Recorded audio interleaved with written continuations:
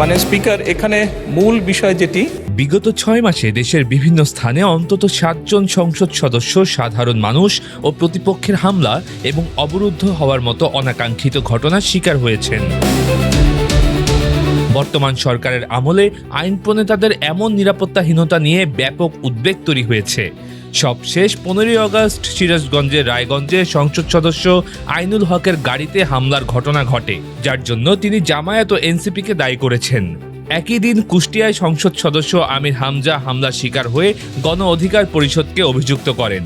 এর আগে 12ই August Meherpur general হাসপাতালে দুই পক্ষের সংঘর্ষের জেরে অবরুদ্ধ হন স্থানীয় সংসদ সদস্য তাজউদ্দিন খান।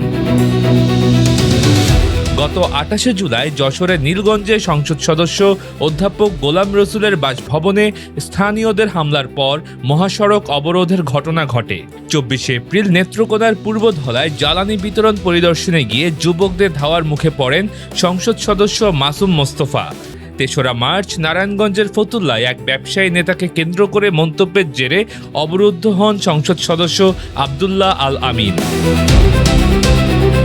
এছাড়া 25শে ফেব্রুয়ারি নোয়াখালীর হাতিয়ায় নির্বাচন পরবর্তী সহিংসতা পরিদর্শনে গিয়ে হামলার শিকার হন সংসদ সদস্য হান্নান মাসুদ। বিশ্লেষকদের মতে এসব ঘটনা আইনশৃঙ্খলা পরিস্থিতির অবনতি ও রাজনৈতিক অস্থিরতারই ইঙ্গিত দেয়। সাহেবকে মাইকটা দেন, উনি কি বলতে চাচ্ছেন একটু বুঝার চেষ্টা। Multimedia desk, dinajpurtv.com।